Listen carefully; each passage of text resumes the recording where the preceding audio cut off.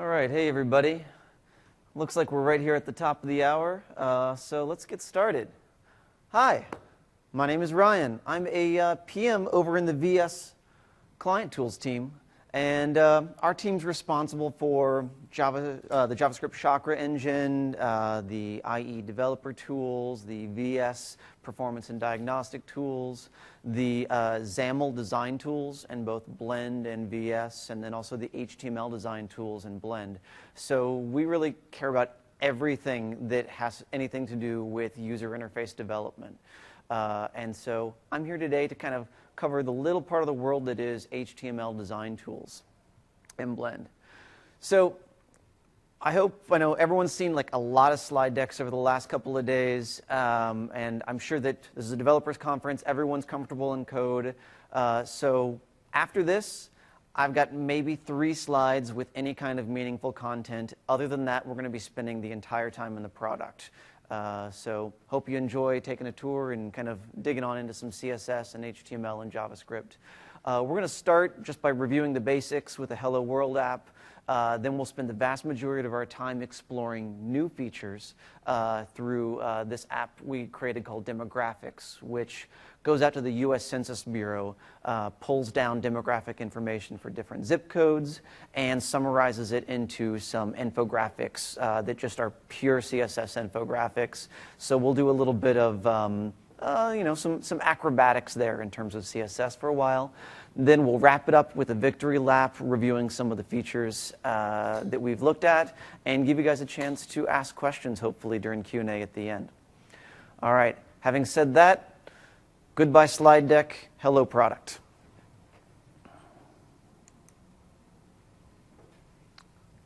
Excellent. All right, so we're just going to start by opening up Blend. And I'm going to create a new project using one of the new templates to Visual Studio 2013. I'm going to use the Hub template. And the Hub template really came about after we noticed a design pattern emerging that mixed full bleed images with sort of teasers for content categories and specific articles. So the Hub template, if you run it, looks a little something like this. And you may recognize this from a large number of apps that get installed by default in Windows 8.1. So for example, like the Bing Finance app, right? So big bleed image here, lots of different sections. And we click into some sections and we get specific content. All right, cool stuff. Back over here into Blend. So one of the first things that I want you to notice here is that the app is actually running in the design surface. This is a running application. Our design surface is WWA host, or Trident, just with a thin veneer of adorners on top of it that allow me to select, edit, and manipulate objects directly. So it's kind of like the simulator plus editor all in one, wrapped into one. Over on the left-hand side, the live DOM contains a runtime representation of the application. So this is kind of similar to the DOM that you'd find in VS's DOM Explorer or the F12 development tools, in so much as it's not just what's there in markup, but it's what's there at runtime. Now, since this is the application at runtime, and most Windows Store applications adopt the single-page application model, wherein a host document consumes markup from multiple pages, that means that the view we're looking at right now contains probably like 2 or 3 different HTML files, 4 or 5 different CSS files, maybe a half dozen JavaScript files. And we can actually see that if we open up the code editor down here and related files, which is kind of what we call the secondary code editor here to the side. You got a little drop down that shows you all of the documents within the document closure. So in fact, we're drawing content from default.html and hub.html. We got those 3 different CSS files and, I don't know, once again, maybe 6 or 7 different JavaScript files. From within Blend, from within this one view, I have access to edit all of these files. So for example, the element that I've just selected here, well, it tells us the selected content is part of hub.html, and in fact, in my editor down here, it has opened hub.html, even though my active tab is default.html. And if I were to go over here and let's say add a class, foobar, you'll see that it actually dove in and edited the attribute value for that image in hub.html. What Blend is doing is it maintains a map linking the runtime representation of each object, once again, the runtime application being that live design surface that's up there, back to the originating markup. So from within one view, I can edit any file within the document closure. We already saw one of the locations where most of the edits are going to happen. That's the HTML Attributes tab, where, predictably, HTML attributes get edited. But the other one is the CSS Properties pane. This is a really important pane, really where you're going to probably spend 70% of your time if you're working within Blend. The CSS Properties pane, up here in the top, provides a list of all the different style rules that influence or affect the currently selected element. In this case, I see that the vast majority of them come from UI Dark, which is predictable since we haven't customized the application in any way yet. And then we've also got the opportunity to edit inline style. This is effectively the CSS cascade, except that we've got two additional style rules that are available to us, or more accurately, they're virtual style rules. Computed values, we all know and recognize if we've worked with CSS before, and winning properties. Winning properties can be thought of this way. It is the same thing as computed values before the browser or before the rendering engine has normalized everything into pixels or RGBA values. So, for example, let's see if I can find some text that has color on it. I'm going to search for color here. Actually, color is a bad one to search for. Let's search for something that has M's on it. And what I'll do, I'll actually just force this guy to be a font size. Maybe do it here. Yeah. I will force this guy to be a font size of 3 M's. 3 M's. Well, which made it huge, but it'll work for the purposes of demonstrating winning properties. Winning properties, you'll see here, 3M, and if I go to computed values, it's already been normalized to 160. Wow, that's giant. 168 pixels. But winning properties essentially guarantees that any edits that I make to this element will occur. So it reaches into all of the class-based style rules and the ID-based style rules and the inline style and provides a composite view of the element that is editable, unlike computed values. Okay, so everything that you've seen here is available in Visual Studio 2012, Blend for 2012. That was just kind of old territory. There are countless small improvements and bug fixes that we made in Visual Studio 2013 Blend Preview.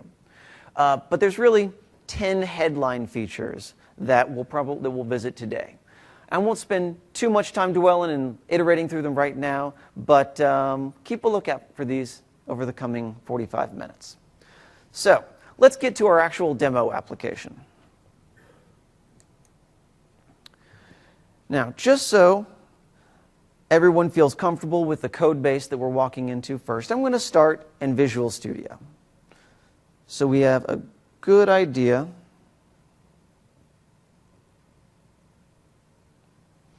of how this application is structured. Now, in the course of application development, probably 80% of your time is actually going to be spent in Visual Studio. JavaScript is complicated. Debugging takes work and takes specialized tools. Visual Studio is the right place for all JavaScript authoring and debugging to happen. So we're going to stay in Visual Studio while we take a tour of that. Blend, on the other hand, is where we go for all of our styling and our UI construction. Let's start by making sure that we understand kind of what the application is that we're started with. So default.html, okay, nothing fancy here. But as you all know, default.js is one of the first things that gets loaded, along with data.js. We'll start in data.js. Quick overview of what the application is. We go to the US Census Bureau, bring down some data, display the zip codes in a list, and then we can click on each one of the zip codes and go to a detail page that provides kind of a breakdown of all of that census data. So, oops.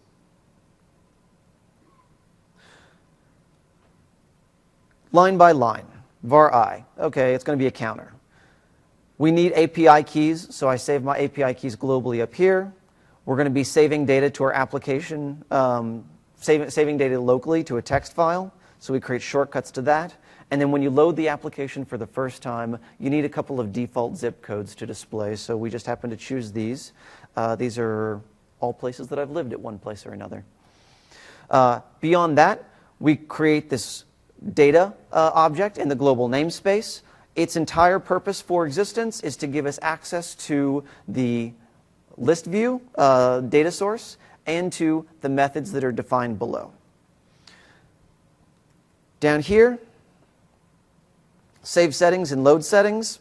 I bet you can guess what they do. They are really just saving all of the current settings and zip codes to a local text file or loading them back up. Get Bing data is used to go out to Bing using a zip code. It gives us latitude and longitude, city and state information so that we can use that when we go out to the US Census Bureau. Get population, get commute data, and get housing data. Those are our three methods to go out to the US Census Bureau where we get, well, commute, housing, and population information. And it turns out that the US Census Bureau returns massively complex data, so we need to normalize it into a format that we can use, a nice JSON object that we can pass over to our list view. And for that purpose, I've got these three private methods: format population data, format commute data, and format housing data, which all sort of bully it into the format that I need, along with a couple of helper functions to sum up my population counts and a lookup for my state code. All right, so now you know what the model looks like. Default.js is really the exact same code that you would get in a grid template, save for this load settings, which goes out and calls, well, load settings, and that triggers all of that, all of those calls out to the US Census Bureau. And then finally, the first page that we load is grouped items. Grouped items.html contains the basic HTML that I need just to display a list view. And grouped items.js contains all of my event handler hookups. In this case, there aren't very many. We're really just passing the US Census Bureau data back and forth.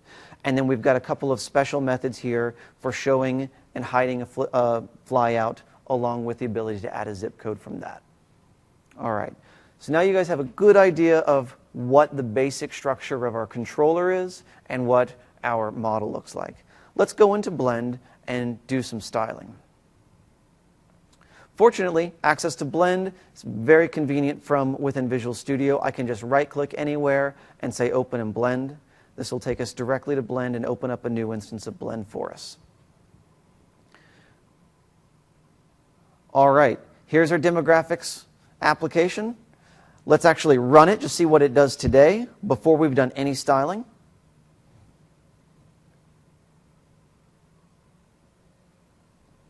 All right, we've got a few zip codes in there. Turns out that I've already run this application before and added a couple more zip codes to it. Not much going on visually. If I click on it, I've got, well, an entirely unstyled version of the application, but nevertheless, I can see that it is bringing data down, which is fantastic. All right, it's really just those two pages. So let's get to work doing some interesting styling. All right, so first thing that I'm going to want to do is kind of work to style this list view itself.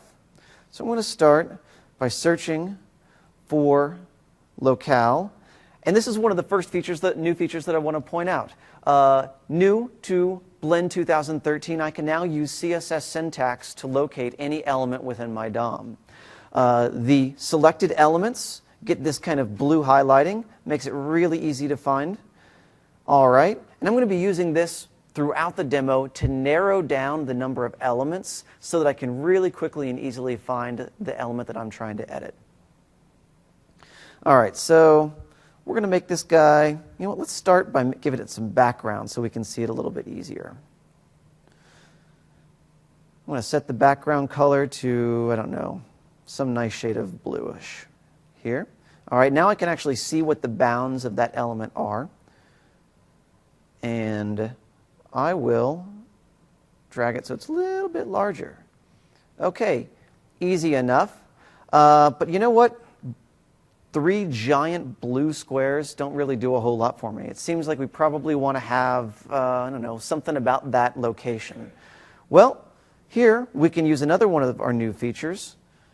We can edit our data binding, and we get a nice little dialog here, a little modal dialog that gives us a window into all the different variables that are available to us with the current list view. In this case, it so happens that I had brought back some satellite information from Bing, and so there we go.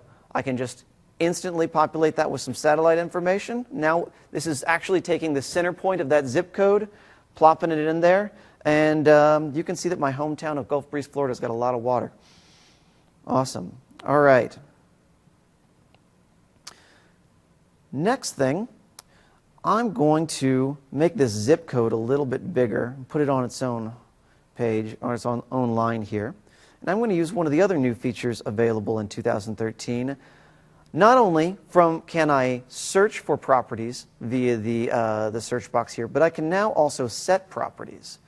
So I'm just going to say font size :3M. Oops, it lets me know if I didn't set it. Oh, and I'm not able to set it because it's not in a writable location, so I'll just write that to the inline instead. There we go. Now it's nice and big and visible. And you know what? I really don't want that to go to inline style, so I'm going to use another feature. Refactoring is really easy. All I've got to do is right-click, cut my properties.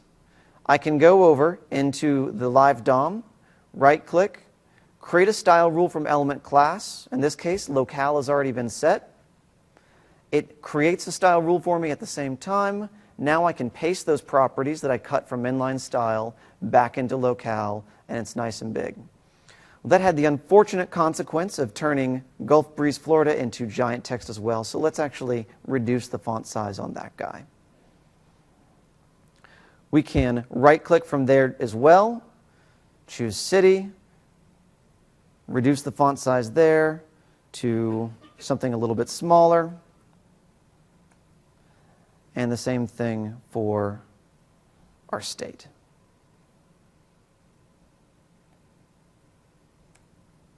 Great. And this guy, let's give this guy a display of block. Fantastic. All right, these guys are butted up against the side a little bit too much for my taste, so I'm going to put a little bit of padding in there, but then we'll call it good.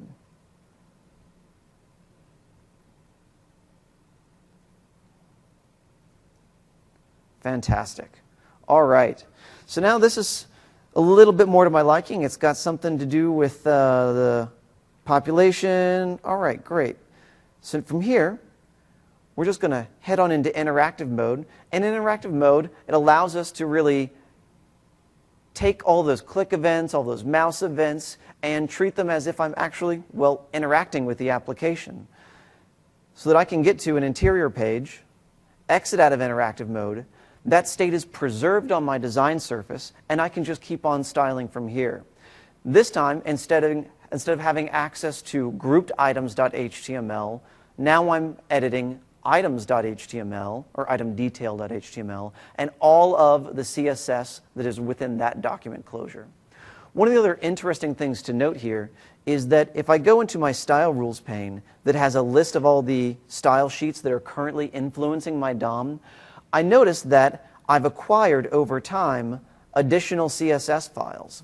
That's one of the peculiarities of kind of the single-page application model, that as you navigate over time, the CSS files keep on adding up. So you need to make sure that the style rules you create are sufficiently unique or sufficiently specific so that as a user navigates around, they don't actually get style rules that accidentally trump each other. Nevertheless, I'm going to keep on here, and for the time being, that satellite image is just kind of distracting, so I'm going to get it out of the way. I'm going to use live DOM search to search through here. There it is, and I'm going to just toggle its visibility off. While I'm here in the live DOM and clicking there, one of the things that I want to take note of is some of the icons that are here next to the eyeballs. So these icons have, well, predictably special meaning. This one that looks kind of like a box dissolving, what that's really telling us is that that element comes from another document. In this case, it originates from itemdetail.css. And the lightning bolt up here means that this element is created at runtime. Almost 99.9% of the time, element being created at runtime means that JavaScript created it. However, there are times when WWA host, Trident, creates those elements for you. Good examples are when you have a table and then immediately underneath it there's a TR, a table row. Trident creates a T-body in its place. Same thing happens if you omit a head tag from your document. Trident automatically creates that head tag for you.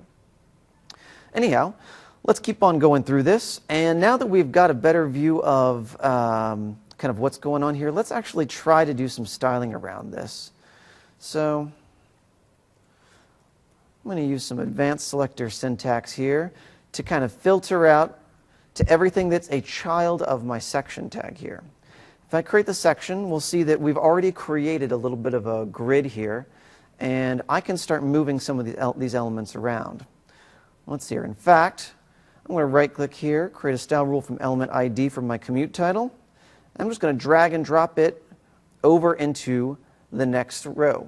As I do that, you'll see that we got some red dorners that showed up. That's another one of the features that got added in Blend 2013, snapping. We added rulers and guides and snapping to help you better position objects on the page, and that really helps you keep things aligned. It is worth noting, however, that snapping still respects the document flow, so if you don't have a position of fixed or absolute or relative, then snapping's not going to do much for you. It's still going to respect kind of IE's page layout. We'll do the same thing with housing title. Create a style rule and just drag it on over. And let's do the same thing with our actual infographs here. Grab that guy down. Drag this guy down.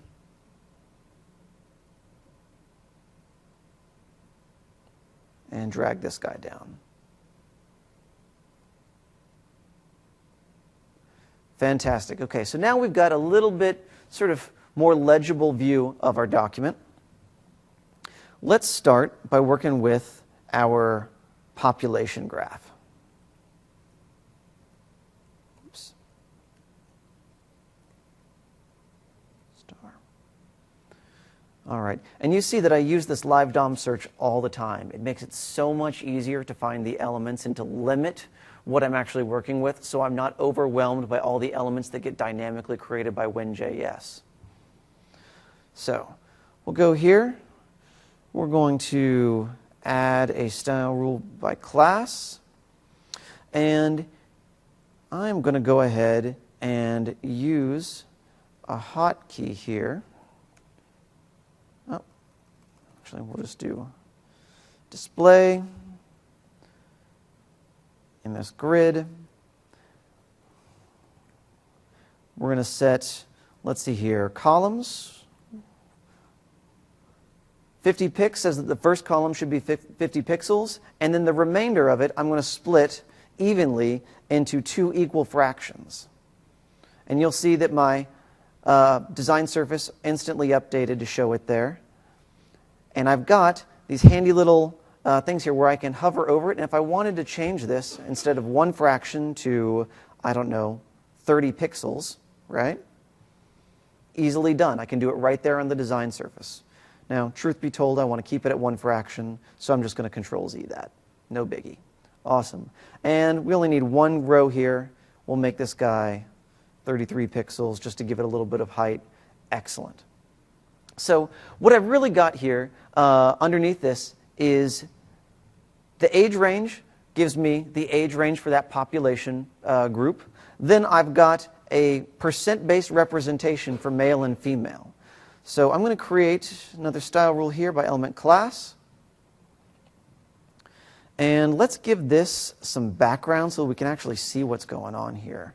Since these are males, we'll give them a very male-like blue. We're here into gender norms. And female will have a ladylike pink. All right, well, those are kind of all on top of each other. That doesn't do us much good. So to get this into more of a histogram shape, I'm going to move the female distribution into the third column and the males into the second column. All right, but we want it to look more like kind of like an hourglass, like a tree there. So to do that, we're going to use column align for our males, and we'll put it to the end. All right, great. So let's kind of zoom out a little bit. The thing is, we've got all of this white space. Well, that's because of a total population, you're only going to have 10% that are any one kind of population or age range. So what we really need to do is we need to amplify our results a little bit. To do that, we're going to use CSS's transform. So, and we're going to perform that transform by performing just a scale on it. And we only need to scale the x-axis, not the y-axis. So we'll do it by a factor of, let's say, 2. Maybe even a little more than that, maybe 3. 2's good. We'll stay with 2. But notice that when I did that, the center point for the scale pushed the male bars over into the female side. So we just need to change our transform origin to 100%. And now all of our scale happens from the end to the left. Well, we don't want to skew our results, so let's do the exact same thing for the female side. We'll add a scale at 2, and this time a transform origin of 0%, which pushes it all to the right. Great. So now we've got a nice little tree showing the age distribution for Seattle, Washington. Let's see here. If you are, looks like single female between the ages of 20 and 29, you got a good chance of getting a date. Oh, no, wait, male. Single, yeah, wow. That's a good place to live. Awesome. All right. So our population data is fairly well created. Let's move on to our commute data.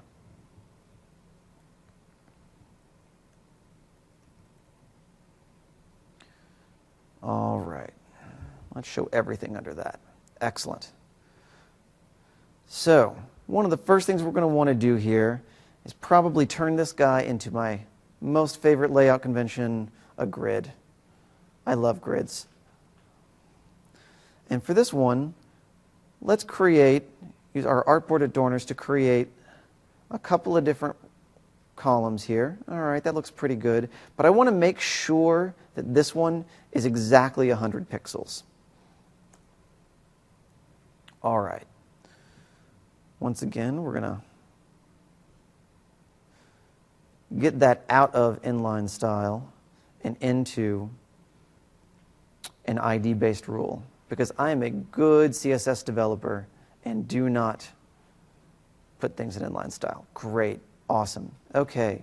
So from here, oh, you know what? I put that on the wrong one. Here, we're going to cut this guy. We actually want that to be in our commute by. There we go.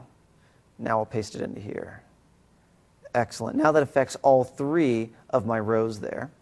I'm going to zoom in. And from here, I can now commute star. Let's actually give these guys some height too. We're going to set some grid rows. And we'll make this an even 100 pixels as well.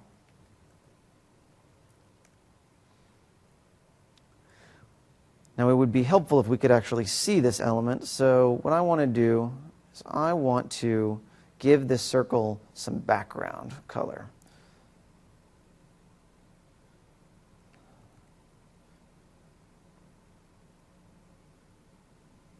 Background color. We'll do a nice slime green there. Awesome. And you'll see that my height and width, I'll actually change this to show only set properties here. My background image, my height and width all have a yellow border around them. That yellow border indicates that these values have been data bound. Just like we edited the data binding for our satellite image on the first page, so too are these data bound, in this case, to the percent value of that particular population. And that's causing them to be 24% of the total available space. And we can take that then and use, let's actually create our circle here, use our new border radius gestures to transform those into circles, right? So now we've got some nice, relatively sized circles that indicate the overall distribution of that particular population. Now, it so happens that because these circles can get smaller and larger, a pixel value for border radius is maybe a little bit less helpful. So let's actually just turn that into a percentage. We'll make it 100%. Excellent. So now, no matter how large that div gets, it will always stay round. Now, we're really having the same problem that we had with our population histogram here, which is that all these guys are really far too small. So let's use transform again.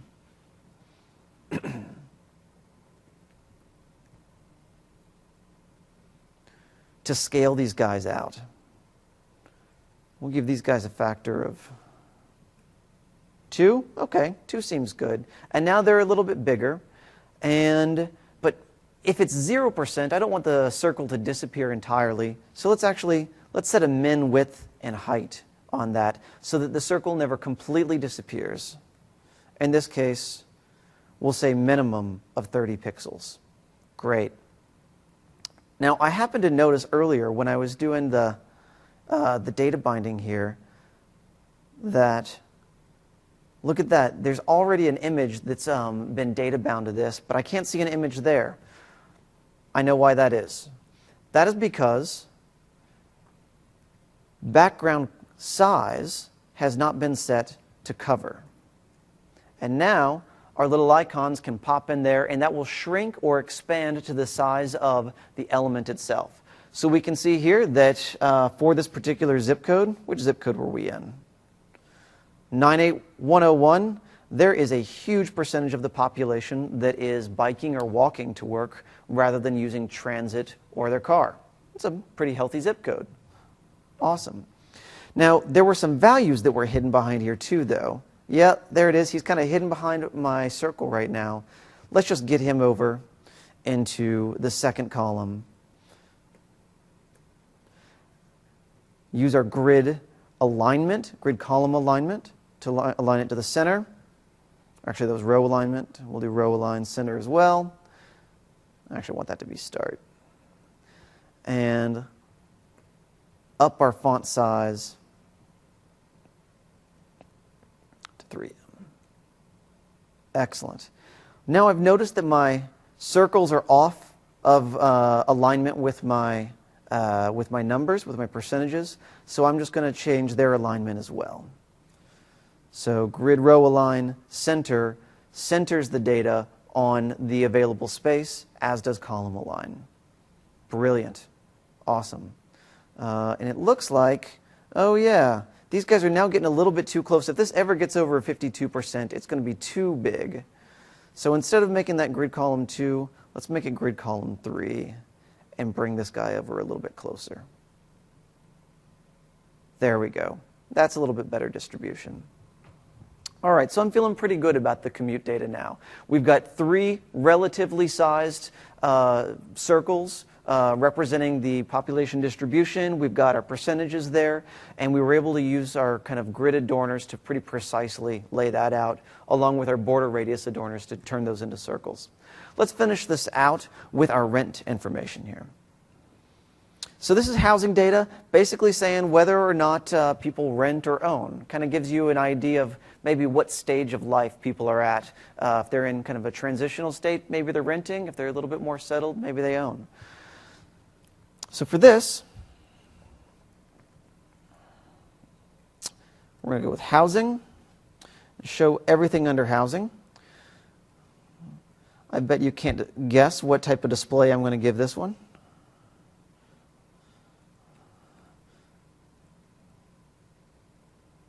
I swear there are other different types of layout, but grid is so effective, so efficient. And I am going to also, let's see here, make this width of 50%. There we go. We'll give this, make there 2 columns of equal distribution.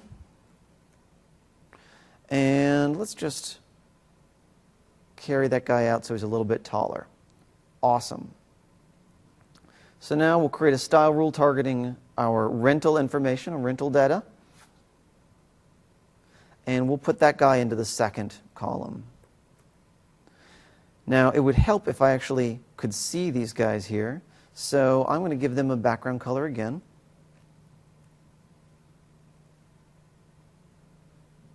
Like a deep navy. And for the owner, we'll go with something orangey. Excellent. All right. And let's see here. Let us also take these guys and align them to the bottom. Grid column, grid row align.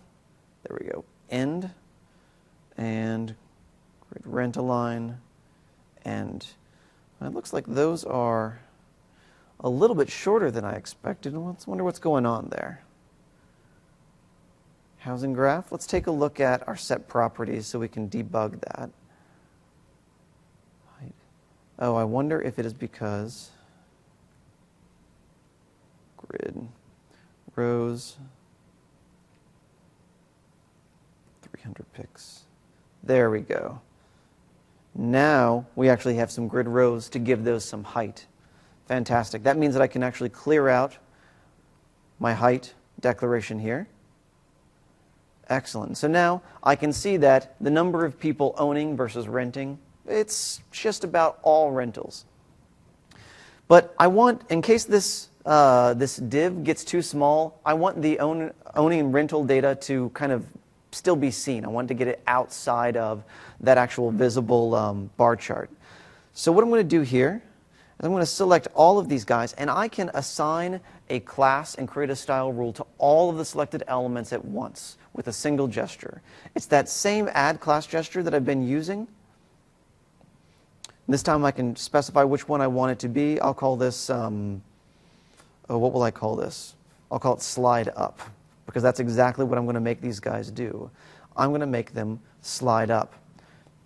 Because I have 4 elements selected now, my list of applied style rules only shows those style rules which apply to all 4 selected elements. So now I can just use transform in the category view to take that translation, and let's move it up by, I don't know, like 60 pixels. Oh, we want it not down, but up. Negative. Great. So that moved them out, but I really kind of want to format that a little bit differently. I want those to be centered with the bars. So I'll use text align to center that. I'll give my own, let's see here, housing label. We will give that guy a display of block. to force it to be on its own line. And then finally, our values here will create a new style rule and make this guy much larger so that you can quickly at a glance see those numbers. All right. So now it looks like we've got a reasonable collection of of population information here. The page is still a little bit drab, though, and well, let's be honest, I want a chance to show off one of our most awesome new features. So we're going to give this guy a background. Remember how we had some satellite information or a satellite image in the background? Let's bring him back.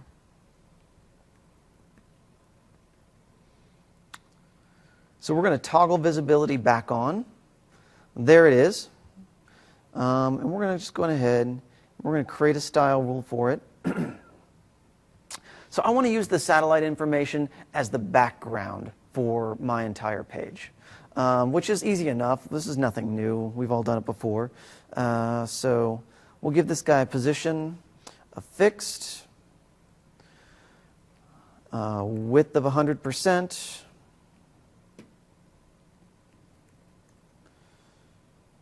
Height of 100%. There it is, showing up in all of its gloriousness. And it looks like it's kind of showing up over some other things, so I happen to need to give this guy a z-index, which is unfortunate. I hate using z-indexes, but sometimes you got to do it. All right. And then finally, I want to reduce the opacity of this guy so that we can actually see her showing up there. Now, I notice that I've got a hard edge here. I can eliminate that by using background sizing cover so that once again, the background itself never tiles over the course of the visible space. Well, now, I haven't done anything really revolutionary yet. What I really want to do, for those of you that are documentary fans, maybe you've seen Ken Burns' Civil War, well, he kind of piloted an effect that has come to be known as the Ken Burns effect. So I'm going to create a Ken Burns effect on my satellite imagery back here. What that means is I need to animate this satellite image. So we're going to back out here and open up our animation pane here where we have a brand new value editor that allows us to create layers. I'm going to call this guy Ken Burns.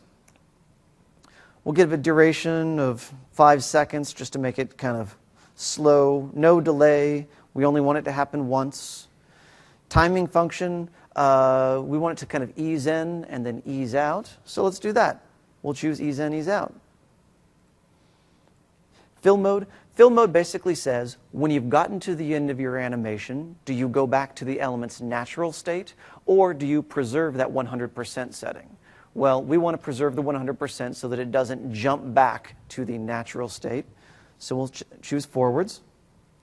We want it to play forward, but we could also have it ping-pong in an alternate fashion, reverse or alternate reverse. And play state, we want it to start running. Okay, now let's animate it. So we took a cue from the XAML design tools and brought in a timeline-based value editor into Blend for HTML. The timeline-based value editor is everything that you would expect out of a totally awesome animation timeline. Let's see here, in this case, we've got a red border around the design surface that says, hey, you're in animation mode. Everything that you do now affects the animation. I'm going to start by fading in, which means that I need to start with a 0% opacity. I'll move in 1 second, and you'll see already that as I drag, I can see this slowly fading in. I don't want the fade in to be so short, though. I want it to fade in at about 1 second. I also want this guy to kind of grow and kind of move to the side at the same time. So I'm going to use transform again. We'll do a scale, and we want it to be subtle. So 1.2, by a factor of 1.2 should do it. And I also want this to translate, in other words, to shift gently to the side. So we'll shift by about, let's say 5%. Ooh, that was too much. Let's say by 50 pixels. And 50 pixels. I could probably do a little bit more on the x-axis. Let's make it 70 pixels. Yeah, there we go. Now, that happens a little too fast. The fade can happen slowly, but I want the transform to happen really slowly. So I can just grab that keyframe, move it over to here, and now fade in quick, move slower. Let's actually hit play on that guy. Go back to the beginning. That's pretty good, not so bad. Yeah, that's worthy of applause. Thank you. It could be a little bit slower though, so I'm actually going to take this guy down to 50%. And let's actually just drag the whole thing out to 10 seconds. And we'll drag our opacity back down to 1 second. Awesome. Let's see what this guy looks like in interactive mode. That is pretty sweet. Awesome. Okay. So now we're going to come back out of it. Only thing that I really do want to do here, only because it's bugging me, I'm going to reduce the size of the Seattle, Washington.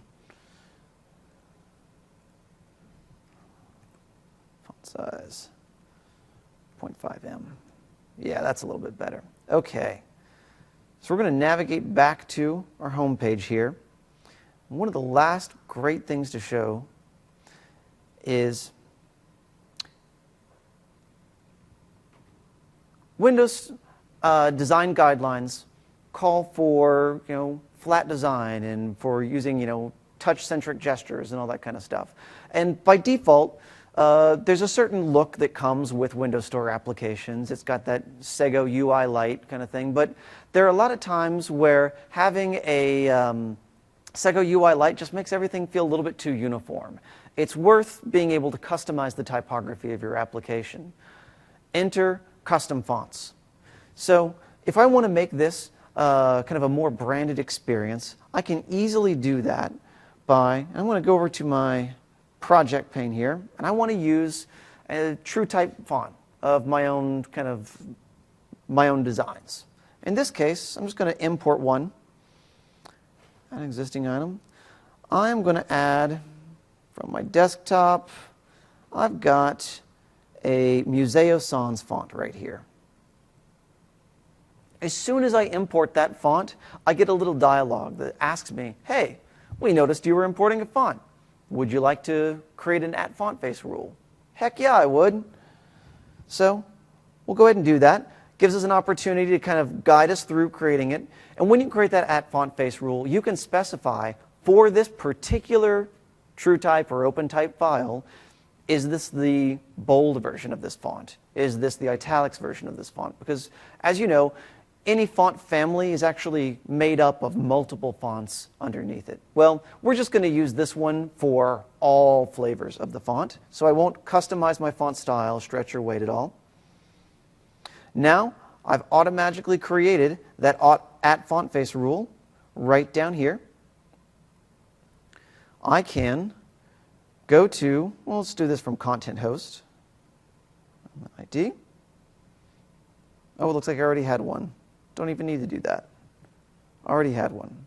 Now, in my font family value editor, I can open up here, and from here, I can choose this new font that I added, and you'll see that we have a brand new preview of the actual fonts that exist or are available to you in your project in their actual font style.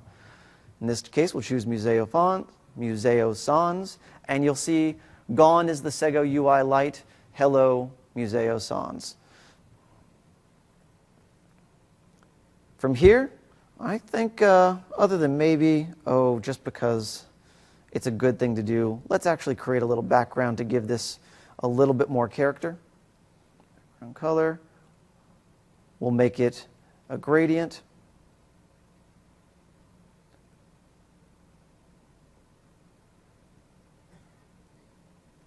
Somewhere in this range.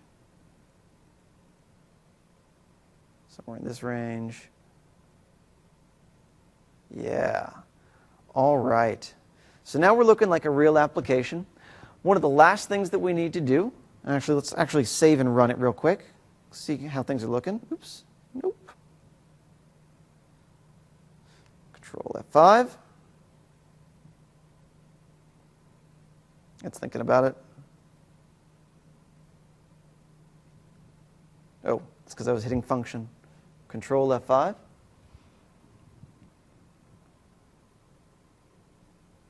Excellent. So now, for each one of our things here, oh, sad. Looks like we might have a little bug in our animation there. That's okay. But you'll see that we've got all of our different data for them. And if I right-click, you'll see that we have an opportunity to add zip code. So let's actually do that. We'll add a zip code. Someone from the audience, give me a zip code. U.S. city. 97229. There we go. It's going to take a second. There it is, Portland, Oregon. Wow. You have some really great grass there, it looks like. All right. So there's Portland, Oregon. Add it in there. Whoa, everybody drives. All right. One of the last things we want to do here, though, is we notice that we've got this app bar. Now, the default sort of black app bar is nice and all, but once again, really creating a great Windows Store app is all about customization. So I want to walk you through what it is to actually style app bars and flyouts in Blend.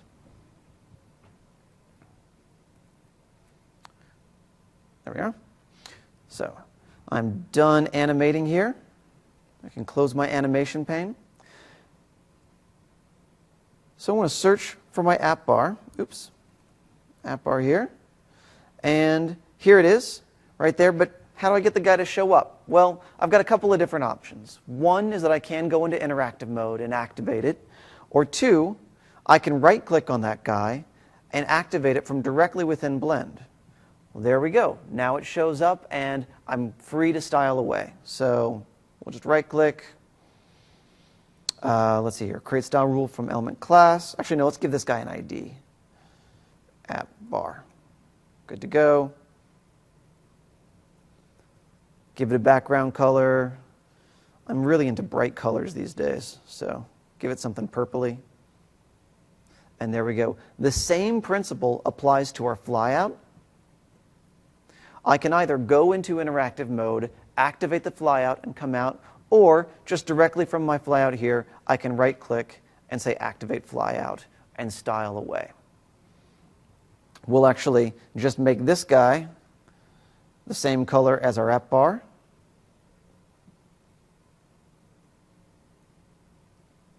And maybe even take that button and make it straight up white. Awesome. Okay, so now we've got those styled. We can make them go away by returning back to our live DOM, clicking on it, or I can also do it by clicking directly on the element itself and choosing Deactivate. There we go. So the very last thing that I want to show you here is Blend's preview capability for apps at different sizes and orientations. For this, I'm going to display my devices pane. And we have a number of new display sizes that are available in here. But the important takeaway is that for our application, we can now you can see it at portrait view. We can see it in an edge state that's on the side here, or any one of these new states. And we can also, if we want, grab this guy and drag him. Oh, am I getting the wrong one? Oh, I have to do it from here. To a variable size, right? So all of the new developments that are present in Windows Store applications for Windows 8.1, you can continue to design and take advantage of all the new platform capabilities within Blend's design surface as well. And just remember here that To do that, you'll want to create @media rules that target those individual kind of min and max sizes. Awesome. Okay, so we only have a couple of minutes left. Just want to do a quick little review then. So, last 45, 50 minutes, some of my favorite features and stuff that is really kind of the take-home for you. Unlike in Visual Studio, you don't have to make changes and change your CSS and then go back and run it again and then come back and change some CSS again and run it again. There's a better place to do styling, and that's within Blend. It is Visual Studio's styling arm. If Visual Studio is a Swiss Army knife with this thick and with 20 different specialized tools on it, this is the specialized tool you pull out when you're ready to do layout and CSS. All changes are written to source, and they're written directly, there are 20 documents within the document closure that contribute to that. Blend is smart enough to map it back to the source code, all from that one view. You also have complete confidence that what you see is what the application is going to really be like, because that application is running in our design surface. It's its own mini simulator. Squeaky clean code. So we didn't actually look too much at the code. I'll take a quick look back at it, just because I really do want you guys to see. We care very, very deeply about code cleanliness, about tabbing, about expressing code in the simplest way possible. Look at this. Animation. Rather than expand that out into, was it 6 or 7 different properties, that actually got collapsed down into the shorthand. That is the case with all shorthand properties within CSS. If it can be expressed in shorthand and not accidentally trump another style rule, we'll do it. And there is, to the best of my knowledge, not another ID out there that's smart enough to be able to know when to expand and collapse between shorthand. And then finally, you're able to preview at multiple device sizes, resolutions, and orientations. You can use that device pane to flip into portrait view, to go into any kind of one of the smaller sizes that are available by dragging the gutter. You can even preview at different resolutions, whether it's 1024 by 768 or some massive resolution. And then finally, a quick victory lap around some of the features that we saw. CSS animation, the timeline there, very, very cool. The productivity gains found by search and set properties and being able to find elements in that live DOM using CSS syntax, that gets away so much of the clutter and makes it much easier to find where you're at within the document. We didn't have time today, but there's also the introduction of JavaScript behaviors, essentially the ability to add event handlers without having to write code. We embedded custom fonts, and we used data binding to create those infographics. We now also have rulers and guides, snapping, and we can do border radiuses directly on the design surface. And I don't know if you guys noticed, but in Dev 12, or in the Visual Studio 2012, when you would zoom in and blend the design surface, you'd get kind of a little bit bitmappy. You would kind of be a little bit fuzzy around the edges. While we were working inside of Blend Preview, 2013 Preview, all the edges, even at super high zoom levels, are really, really crisp. We've improved the design surface to use hardware accelerated rendering to enable 60 frames per second animation and to really kind of improve the fidelity at higher zoom levels.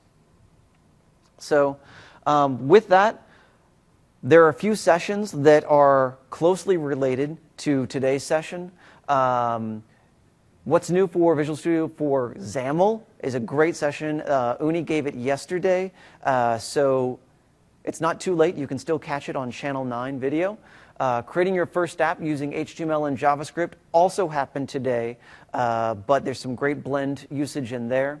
And diagnosing issues in JavaScript Windows Store apps coming up, and then as well as designing and building user interfaces for Windows, which also happened during this hour, but once again is available on Channel 9. If anyone wants to get in contact with me, email me, Twitter me, find me online. I am super passionate about front-end development, particularly HTML, CSS, JavaScript development. I'm really excited to see that the broader industry is starting to give client-side front-end development a lot more respect. And it's becoming the de facto language or platform to use for cross-device development, and that really excites me. I would love to talk to you more about it. I am literally in the last 3 seconds that are allotted to me, but if you guys want to stick around and ask some questions, I'm more than happy and excited to talk to you about what Blend has to offer, or just geek out about CSS. Thank you so very, very much. I hope you guys have a great conference.